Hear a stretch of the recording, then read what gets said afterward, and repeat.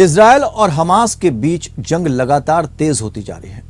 Israel ने नागरिकों से इलाका खाली करने की चेतावनी दी है, तो हमास ने नागरिकों से जहां है वहीं रुकने की धमकी दी है। ऐसे में सबसे बड़ी समस्या आम लोगों के सामने है कि वो आखिर करें तो क्या करें। उनके एक तरफ कुआं तो दूसरी तरफ खाई है। आइए नजर डालते हैं सबसे पहले जंग के ताजा हालात पर। It's very emotional also. The level of support that we got from the Prime Minister. हर गुजरते वक्त के साथ खंडहर में बदल रहा गाजा। अब तक 2215 लोगों की मौत, हमास की धमकी, शहर ना छोड़ें नागरिक, उजड़ते शहर, मासूमों की मौत। ये किसी कब्रिस्तान का मंजर नहीं, बल्कि ये तस्वीर है इजराइल के गाजा शहर की।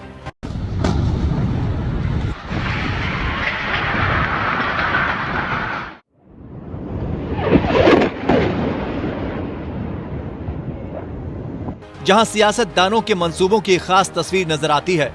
युद्ध दो सियासतदानों के बीच कब्जे को लेकर है, लेकिन अंजाम भुगतना पड़ रहा है उस आवाम को जिसका इन बातों से कोई लेना देना नहीं।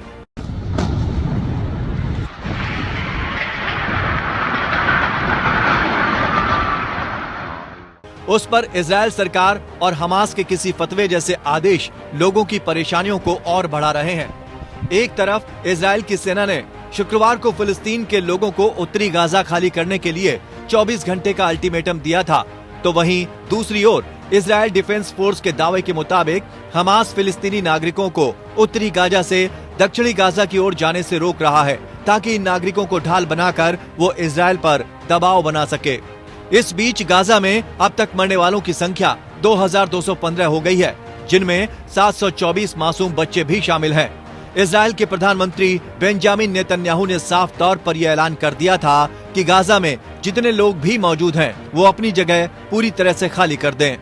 इजरायल डिफेंस फोर्स ने ट्वीट किया है, हमारे पास सबूत हैं कि हमास फिलिस्तीनी नागरिकों को उत्तरी से दक्षिणी गाजा की ओर जाने से रोकने के लिए बाधाएं खड़ी कर रहा है। हमास नागरिकों को नुकसान पहुंचाने पर गर्व करता है और प्रत्येक नागरिक क्षति के लिए जिम्मेदार है। इजरायल ने उत्तरी गाजा के 11 लाख लोगों को इलाका खाली करने का निर्देश दिया था, जिसे लेकर वहां अफरा तफरी का माहौल है। इसको लेकर संयुक्त राष्ट्र ने कहा भी था कि इतने बड़े पैमाने पर लोगों के दक्षिणी गाजा जाने से बेहद गंभीर स्थिति पैदा हो सकती है।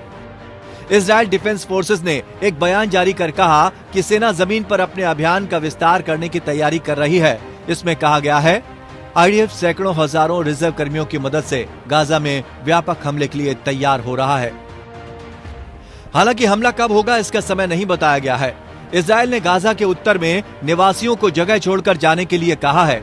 नए बयान में कहा गया है कि इजरायली सेना हवा, समुद्र और जमीन को शामिल करते हुए आक्रामक योजना बना रही है। जरूरी लड़ाकू उपकरण पहले ही संबंधित स्थानों पर भेज दिए गए हैं और आईडीएफ बटालियन और सैनिक देश भर में तैनात हैं। वहीं जब पूर्व हमास नेता से नागरिकों, बच्चों और बुजुर्गों पर हमास के हमलों के बारे में पूछा गया, तो उन्होंने कहा, हम उन्हें यानी इजरायल को ऐसा नहीं करने के लिए कहते रहे, लेकिन युद्ध के समय में ऐसी घटनाएं हो सकती हैं। क्या इजरायल हमेशा यही नहीं कहता है कि उन्होंने क्या ये यानी नागरिकों की हत्या जानबूझकर की है? उन्होंने कहा, हम इस जमीन के मालिक हैं। जब दुश्मन बाहर से आता है, चाहे सैनिक हो या नागरिक, वे सभी दुश्मन होते हैं। जो कोई मेरी जमीन पर आता है वह दुश्मन और दोषी है। इजरायल और हमास संघर्ष के बीच जहां मध्य पूर्व के कई इलाकों में फिलिस्तीन के समर्थन में प्रदर्शन हो रहे हैं, वहीं इंग्लैंड और स्कॉटलैंड में भी फिलिस्तीनी समर्थकों ने मार्च निकाले। Manchester, Cambridge, Liverpool, Exeter, Plymouth और ग्लासगो में लोगों ने विरोध प्रदर्शन किए। अमेरिकी राष्ट्रपति जो बाइडेन ने शनिवार को अपने एक्स हैंडल से पोस्ट किया, अमेरिका हमास के हमले के मानवीय परिणामों को कम करने के लिए मदद बढ़ाने को इजरायल, मिस्र, जॉर्डन की सरकारों और संयुक्त राष्ट्र के साथ काम कर रहा है।